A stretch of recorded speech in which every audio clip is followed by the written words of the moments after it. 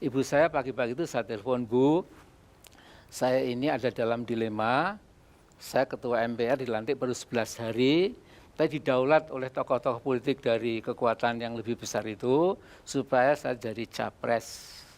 Ibu saya bilang, Min, dengarkan, itu kursi presiden bukan kaplingmu, itu kapling orang lain.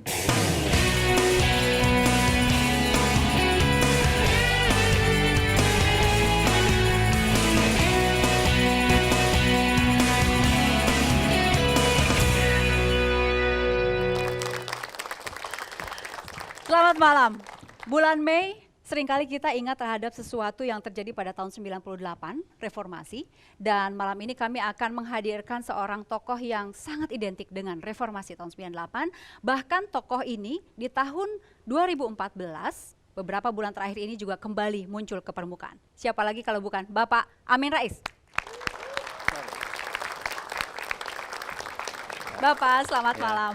Malam. Gimana Pak, untuk tahun 2014 Bapak mulai ada aktif lagi mungkin Pak seperti tahun-tahun sebelumnya, reformasi 98, Bapak begitu aktif membentuk koalisi-koalisi untuk yang sekarang? Ya, sekarang saya istilahnya turun gunung ya. Turun gunung Sudah dalam lama arti? saya kembali ke home base di Jogja, kemudian ada semacam panggilan ya. Kalau bisa saya urun rembuk, orang Jawa bilang ya sedikit ya usul, sedikit pemikiran, barangkali siapa tahu ada yang bermanfaat itu ya. Oke, pernah lelah nggak Pak mengamati panggung politik, terutama untuk yang tahun 2014 ini? Ya, saya kira tidak boleh lelah kita Mbak ya. Selama masih bernafas, sehat, kalau bisa ada manfaat lah ya.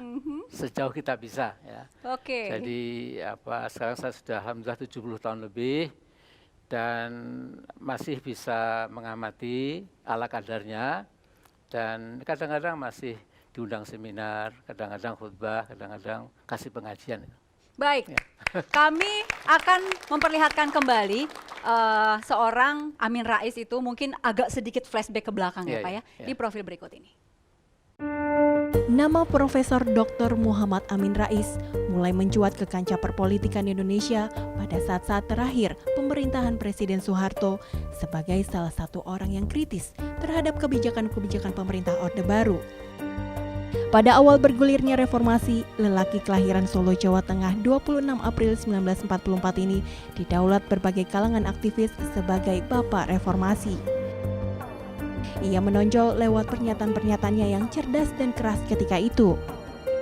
Sehingga doktor ilmu politik ini juga berperan besar seputar proses reformasi yang menjatuhkan kekuasaan Presiden kedua Republik Indonesia saat itu, Soeharto. Sebelum berkecimpung dalam dunia politik praktis, suami dari Kusnastriati Sri Rahayu ini mengabdikan dirinya sebagai guru besar di Universitas Gadjah Mada Yogyakarta.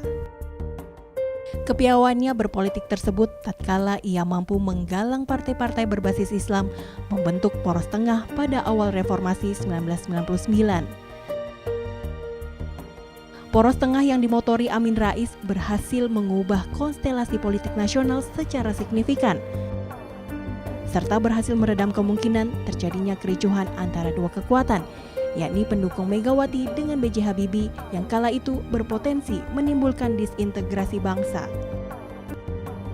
Amin Rais yang pernah menjabat sebagai Ketua MPR periode 1999 hingga 2004 ini juga dijuluki The Kingmaker. Ini merujuk pada peran besarnya dalam menentukan jabatan presiden pada sidang umum MPR tahun 1999 dan sidang istimewa tahun 2001. Tidak hanya itu, ia juga mendeklarasikan Partai Amanat Nasional ketika partai-partai politik dihidupkan lagi pada masa pemerintahan Presiden Habibie. Ia juga menjabat sebagai Ketua Umum PAN dari saat PAN berdiri hingga tahun 2005. Itu tahun 98, mungkin tahunnya Amin Rais mungkin ya Pak ya, karena pemberitaan itu Amin Rais. Ya. Gitu. Ya, betul ya. Sekarang ini kan lagi hangat-hangatnya Pilpres, kemarin Pileg kita sudah juga.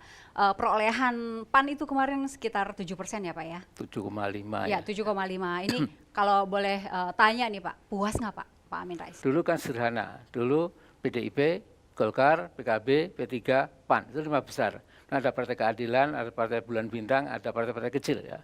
Tapi sekarang ini sudah lain sekali. Tapi Mbak, yang saya betul-betul concern selama reformasi ini, perkembangan yang saya prihatin itu adalah bahwa pemilik modal itu sudah mulai mendikte politik. Ya. Ini sebenarnya tidak boleh. Ya.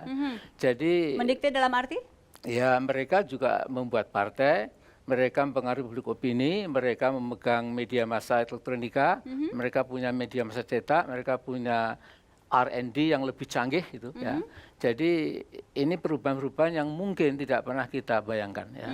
Jadi kalau ada dua kekuatan politik ekonomi bergabung, itu rakyat yang kecil yang tertindas ya. Baik. Tapi kalau terpisah itu politik masih bisa mengkontrol ya jalannya ekonomi yang tidak adil itu lewat undang-undang, lewat segala macam peraturan dan lain. Tapi kalau sudah kawin ya, pengusaha kawin, itu artinya nasib rakyat kecil agak berapi gitu kira-kira. Baik, Ya. Pak Amin, kita melihat ada beberapa artikel yang akan dikonfirmasi ke Ya, Pak ya. Amin Rais. Kita Boleh. lihat artikel yang pertama.